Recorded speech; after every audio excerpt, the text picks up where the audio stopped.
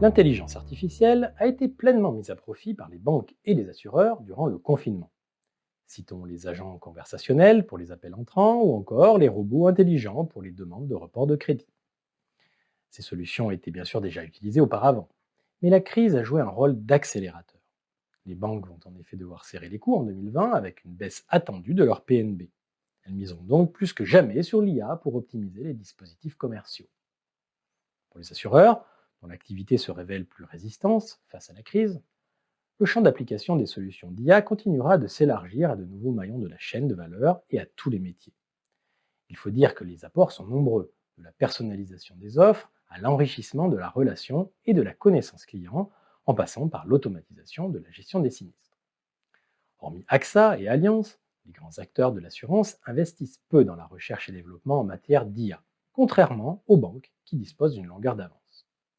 Au-delà du coût financier, la véritable problématique reste l'incertitude quant au retour sur investissement de ces solutions, dont la diffusion est par ailleurs freinée par de nombreux obstacles techniques et organisationnels.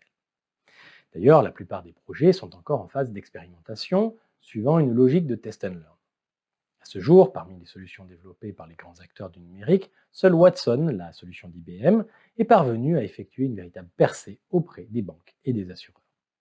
Cela dit, Azure, la plateforme d'IA de Microsoft, a annoncé la signature des premiers partenariats avec Société Générale en 2018 et Swiss Re en 2020. Les startups forment une autre catégorie importante de développeurs de solutions d'IA.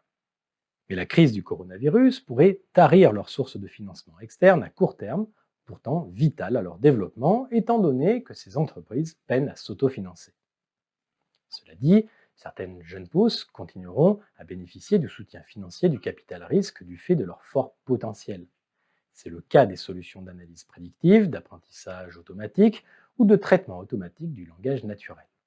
Sans compter que certains de ces prestataires de services technologiques pourront compter sur leurs relations avec les banques et les assureurs pour préserver leur activité, par exemple via les initiatives d'intrapreneuriat. Les banques, et dans une moindre mesure les assurances, interviennent aussi dans l'accompagnement de ces startups via leur structure d'incubation et d'accélération. Enfin, la plupart des grandes banques françaises disposent désormais de laboratoires internes pour expérimenter et développer des applications en matière de big data et d'IA. Ces stratégies d'internalisation permettent aux acteurs de conserver une plus grande maîtrise sur la confidentialité de leurs données et sur les solutions déployées. De prérequis indispensables pour les géants français de la banque et de l'assurance.